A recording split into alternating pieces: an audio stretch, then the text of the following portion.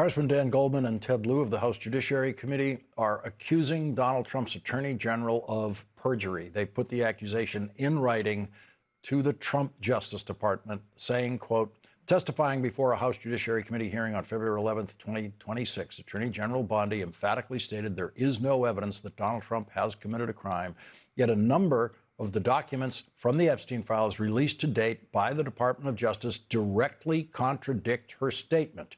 When confronted with her lie, she did not retract her statement. She doubled down. She stated, "Don't you ever accuse me of committing a crime." Joining us now is Democratic Senator Sheldon Whitehouse of Rhode Island. He's a member of the Senate Judiciary Committee, the Senate Finance Committee, and Senate Budget Committee. He's the top Democrat on the Senate Environment and Public Works Committee. Senator Whitehouse, that seems like a pretty clear false statement. I don't know how we define perjury exactly in congressional hearings, but to say there's no evidence in the Epstein Files that Donald Trump has committed a crime simply is not true. It does not seem to be.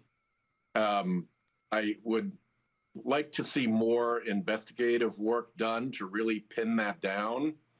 It would seem to me that she's in some trouble based on the broad, clear nature of that statement.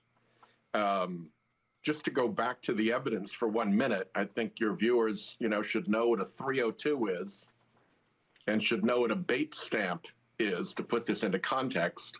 Whenever an FBI agent conducts an interview, at the end of that interview, they write a report, and the report is commonly known as a 302. So this individual, who allegedly was assaulted by Donald Trump as a young teenager, was interviewed over and over again. So there would be 4 of these 302s. And then when large groups of documents are assembled, there's a thing called a bait stamp. And you stamp it, and each time you stamp it, the little number rolls. And what you're doing is you're creating your own pagination.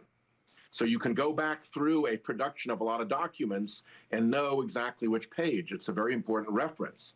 And what Mr. Sollenberger did was to figure out that there were gaps in the bait stamps. And so we now have these documents that would fill the gap in the bait stamps that correspond to the 302s of the interviews of the minor allegedly sexually assaulted.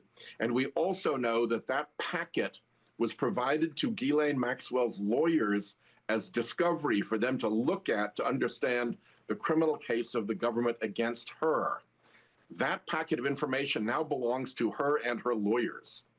And unless she has destroyed that information, she and her lawyers still have those 302s. So whatever the government might have done with its own copies, those are potentially still out there unless Ghislaine Maxwell and her lawyers have destroyed those documents, which takes this whole question of the Deputy Attorney General, Todd Blanche, going down and interviewing her in this bizarre interview down in Tallahassee, Florida, by the Deputy Attorney General. I mean, those things just don't happen. It puts all that into a whole new context. So not only is there a quite real chance at this point that the Attorney General perjured herself and knew better, but this could go quite far through the rest of the MAGA Department of Justice.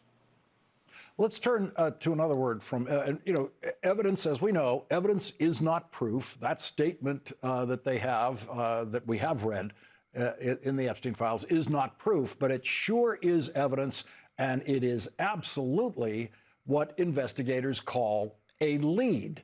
Someone comes in and tells you that when I was 14, this man raped me. Does that qualify as a lead? And does that fit what Todd Blanche was talking about when he said no lead is off limits?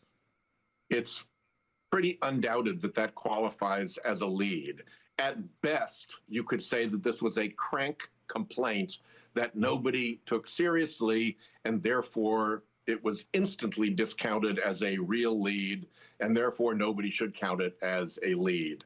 That is belied by the fact that the FBI went back over and over and over again to continue these interviews. You don't do that with a crank witness with something that has no merit to it from the very get-go.